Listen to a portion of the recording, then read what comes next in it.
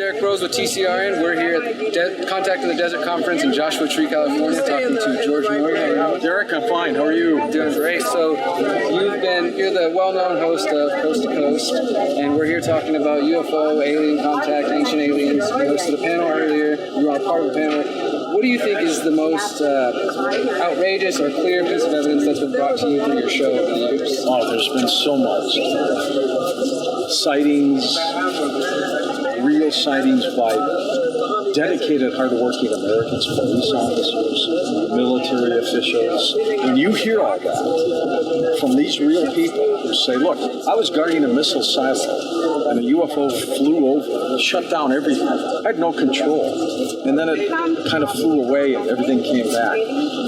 It's got to wake you up. And you got to say, there's got to be something to it. But one of the most compelling things for me in my career was interviewing Edgar Mitchell, the Apollo 14 astronaut, walked on the moon. When he looks you in the eye and he says, we're being visited. I never saw anything, but the people in government I know have told me that. That's all it takes. Absolutely. So we're talking about ancient aliens, we're talking about government cover-ups. One other issue that I wanted to get your thoughts on, we're a month away from the 13th anniversary of the September 11th attacks, and there's still a number of efforts from family members, architects and engineers, independent activists who are still trying to get an independent investigation, searching for truth in all kinds of ways. What are your thoughts on that topic, and will we ever know the truth? Well, you will find that eventually you will find that there was a deeper message with Saudi Arabia and whatever their involvement might have been, much bigger than what we know.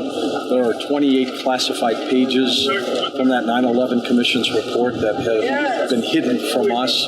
Hopefully one day we'll get to the bottom of that. I think the entire thing just stinks of a cover-up.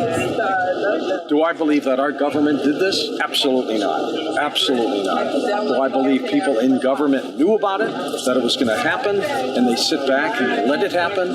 Yes, no question about it. Did they help finance some of these people who did this, those real terrorists who hit our guests' guts? Yeah, maybe. They may have done that too.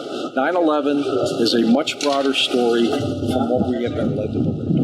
Absolutely. Now, someone brought this to my attention. I was unaware about this. They proposed the idea that 9/11, as you say, is a big issue, goes in all kinds of different directions, and some people say it was to cover up financial crimes and a number of different things. Someone brought to my attention, though, Dr. Stephen Greer doing his first National Press Club meeting right before 9/11, discussing disclosure. Destroyed it. And then we never hear about it again. It was bad timing for Stephen at the time.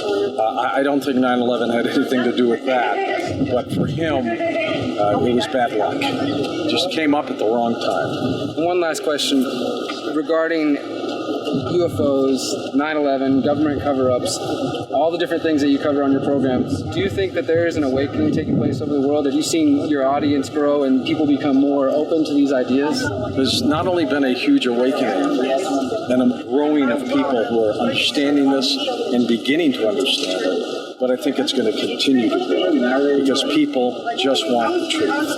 They just want answers. And they're not going to take it anymore until they do. Thank you for your time. Thanks, Derrick.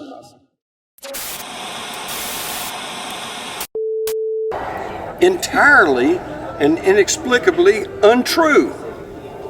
Okay, excuse me, if the story we've gotten is entirely and inexplicably untrue, then what's the problem in trying to find out what the truth was?